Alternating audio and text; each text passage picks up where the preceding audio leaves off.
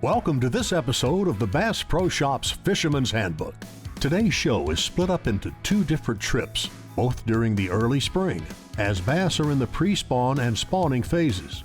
To start this episode, host Wade Middleton visits a fishery in the Texas Hill Country, where he has a lot of history. The decision Wade has to make is, will he fish past memories or branch out and try new areas? When you're bass fishing, sometimes memories are the funnest thing to go do, but sometimes you got to expand your water. This is a stretch of water that I have fished for years along this dam, and I'm just drawn to it every time I come down it. But part of my goal today is to expand and fish some different stuff. I'd had one little bite just before that cast, and that one really hit it good. We should have a lot going on today. Not a big guy, but he's a start. We'll talk about fishing memories or fishing new water. Which one will pay off the best? We'll see. Go back in there and grow up, big guy. Thank you. So I haven't been here in about, I think, one time last year, and I didn't catch a fish. We came up here to go sight fishing, skip docks, came up, practice casting was all we ended up doing. Ended up leaving about halfway through the trip and going to another lake. So I kind of wanted to come up here with a twofold goal. I wanted to fish in places that I caught them in the past, but I wanted to go to new water. I wanted to force myself to get out and look at some other pockets that they might spawn in, and I might be able to catch them cranking and just really see what might unfold. So memories haven't worked out so well so far. We've hit 2 or 3 places, hit an offshore spot, hit a pocket, caught one on the dam. I'm gonna go back around the dam. There's some grass that I've seen, and I may even crank out in front of that pocket. I saw some grass that pretty deep. Now we've ran up, we're idling across the flat. I've never been into this flat, but when you go fishing, I've always felt that don't always just fish memories. Try to fish something new, learn new water. We all get in a bad habit of rotating the same things over and over and going, well, they're just not biting. But the lakes are always changing, so if you'll expand the places that you're fishing, a lot of times you'll find new water and you'll find a lot of fish that might be biting. We'll see. Want to go that way? All right, we'll go that way with you. Whichever way you want to go, buddy. A better one. Running around down there. You ate that. I'm gonna have to. Oh no, it's not that bad. It just looks bad. There we go. Man, these have got to be a bunch of little bucks, but somewhere there's got to be some big old females that have moved up. Even though it's February and the water temperature is 62, we're sitting here bombing it in there. I can see a few of them on live scope, but I've never even been in this pocket. I fish this lake a lot, and I'm trying to do and fish some new places, expand the lake, learn more, and caught one here 7 inches and caught that one. So see, we can't catch another one. We've reached our first break in the show. Coming up next on the Bass Pro Shop's Fisherman's Handbook, Wade continues to catch bass cast after cast in this one specific area. Keep it tuned here for more.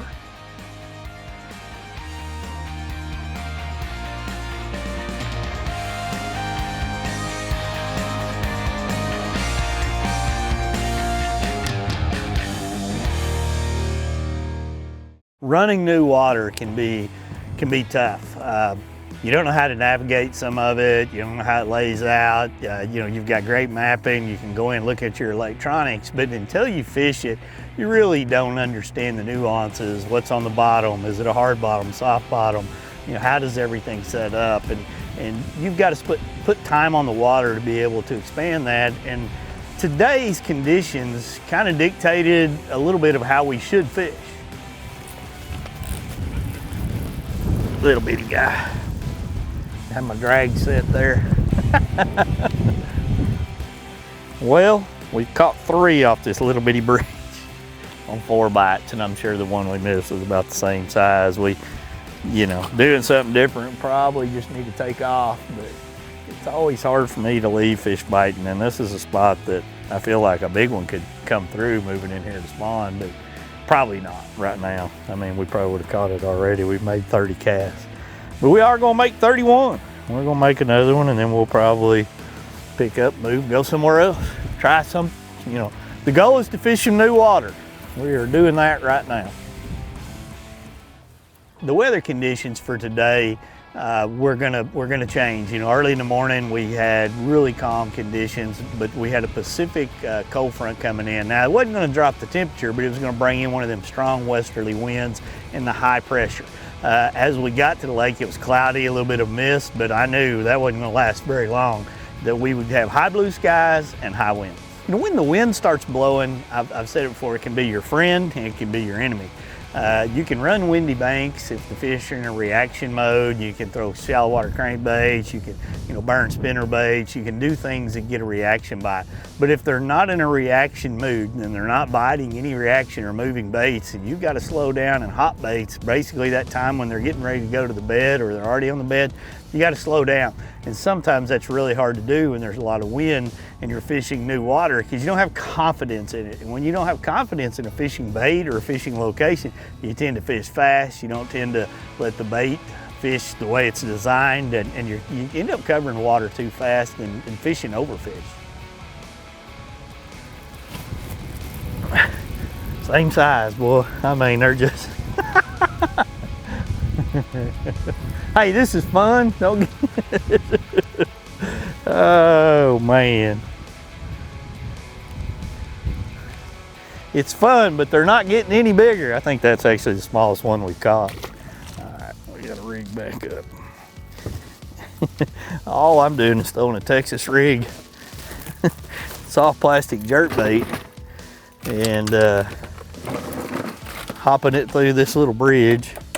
You know, that's something somebody could do really about anywhere.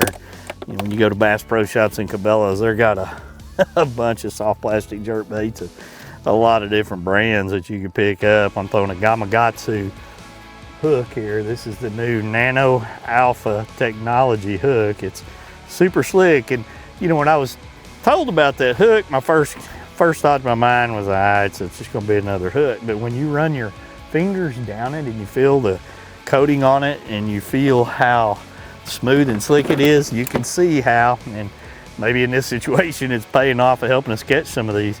You can feel how smooth and slick it is, so when you set the hook, it would penetrate the fish's mouth with less effort. So, pretty simple fishing.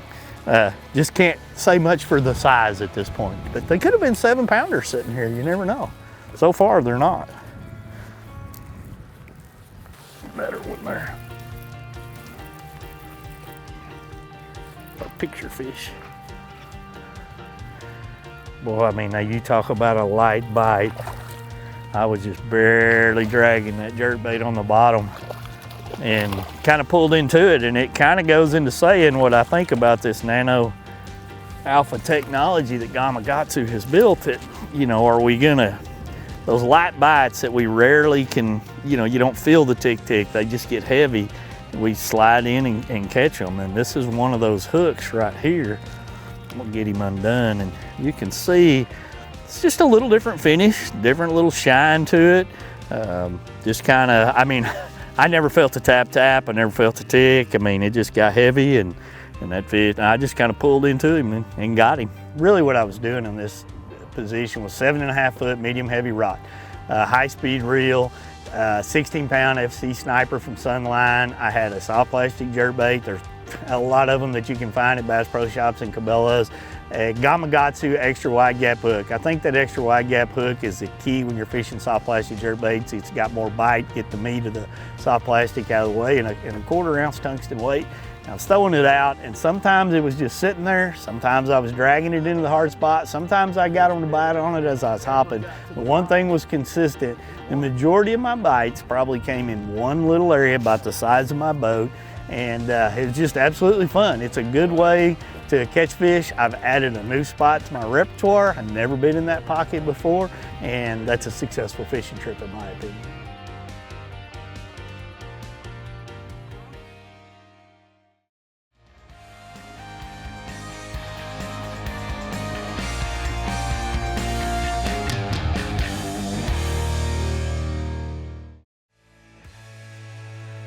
Welcome back to this episode of the Bass Pro Shop's Fisherman's Handbook. We're now going on a new fishing adventure, this time in East Texas. Unstable weather patterns and spawning bass are all part of the puzzle that Wade'll have to work to put together. We've got an awesome looking spring day that can get wild and woolly pretty fast. That's one of those situations where we have some storms going to pop up really across the whole state today. Don't really know where they're going to hit, where they're not. The bass are up shallow, not all of them, but a lot of them are. Got a lot of boat docks, got a little bit of grass. There's going to be a lot of different ways to catch them. A guy can target pre-spawners, he can target spawners. Knowing me, I'll end up within 10 foot or shallower as the day goes on, winding some stuff, trying to find some places that I might be able to see. You got a real windy day. When you have real windy days, a lot of times everybody will flood the calm side and nobody will fish the windy side. And I've always said, man, I want to fish where there's the least amount of boats to find the dumber bass that nobody else has even targeted. So I expect we're going to run down the lake, look at some pockets, look at some points, and find a place to stop and either throw a little swim bait or a big swim bait or jerk bait and see what happens under these low light conditions.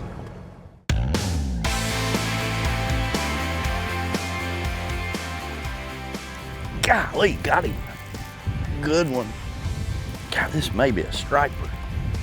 What this is. It's not coming up. Well, yeah, the trolling motor. Big old white bass. Woo. Man, that thing ate that big stick. This is one for the pliers. I had 2 or 3 twitches, and I mean, that fish annihilated it. Tried to take it out of my hands. That's fun. First cast. We had this guy pinned so many different ways, he wasn't getting away.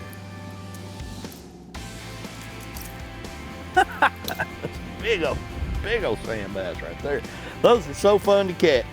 You know, a lot of times when you've got wind like this pushing across a point or a saddle, on the back side of this, there's a little saddle going into a spawning pocket. You know, that's a great place for feeding and transition for a lot of these fish, a lot of different species. You know, and the big white bass schools and striper and hybrids, they'll run bait fish along these areas, and you'll see guides on some of these lakes like that have big populations. They'll be out, you know, using downriggers and trolling and throwing top waters, fishing vertically with live bait. And, you know, as bass fishermen, really I'm an any species fisherman. When we encounter those fish, we get a little giddy because we know how fast they'll bite. You can catch half a dozen of them and have a lot of fun real fast, and then they just disappear because they're following the shad. With electronics, we can sometimes keep up with them, but sometimes not. I see some, I've got my anchor lock, I see some stuff in front of me.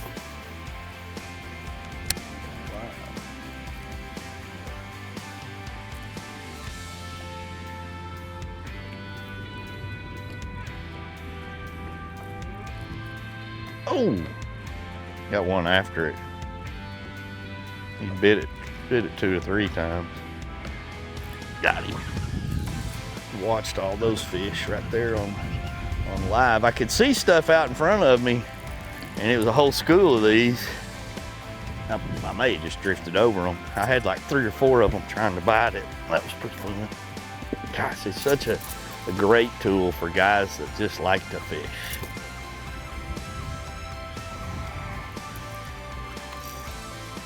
I'm gonna let you go, buddy.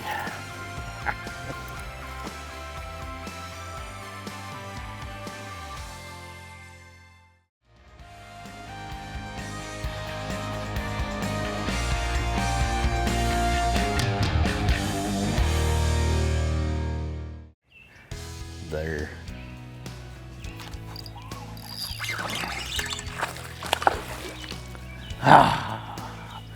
Sometimes you lose them. That's just how it goes. Hook never even got into the mouth of the fish. Hook never came out of the worm. Sometimes you win sight fishing, sometimes you lose. We lost. Welcome back to this episode of the Bass Pro Shop's Fisherman's Handbook. As the conditions change and Wade continues to read how the fish are acting, he has opted to move shallow and target spawning bass locked on beds. Though he just lost this specific fish, the hook did not penetrate, leaving the door open for that bass to bite again.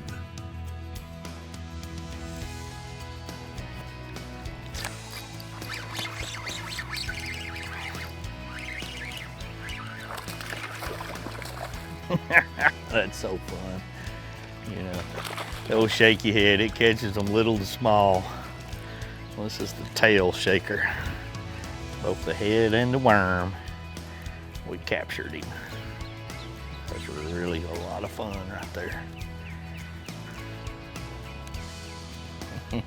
Go back and grow up, buddy. Good times right there. Good times. You know, in the spawn, a small shaky head, really 12 months out of the year, a small shaky head is a bait that you're gonna, you know, generate a lot of bites on. This is actually the tail shaker, the head. You can see the head, it's got the pivot divot in it. It's got an extra wide gap Gamakatsu hook on here. And this particular worm is made by Secret Lures. There's a lot of, you know, different worms on the market. This one's really buoyant, which gives it kind of that shaking head on the back end of it. And that one paid off. See if we can't catch another one.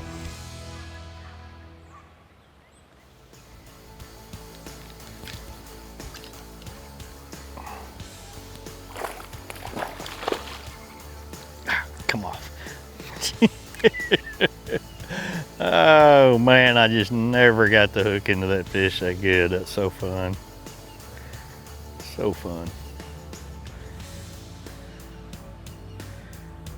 You know, in the springtime, soft plastics in so many different styles, so many different ways. Texas rig, weightless, shaky head. There's just so many different ways to catch them. And I think a lot of people, and I've said it a lot, when you've been getting a lot of bites and all of a sudden you can't get any more bites, you better be throwing soft plastics because they've moved up shallow and they've quit biting reaction baits.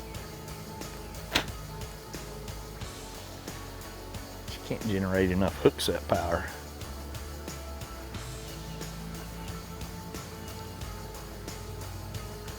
About the same size as the other one.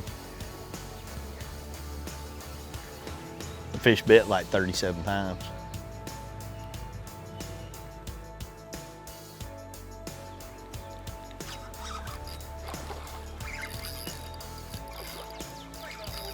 Yeah, he showed himself under that tree.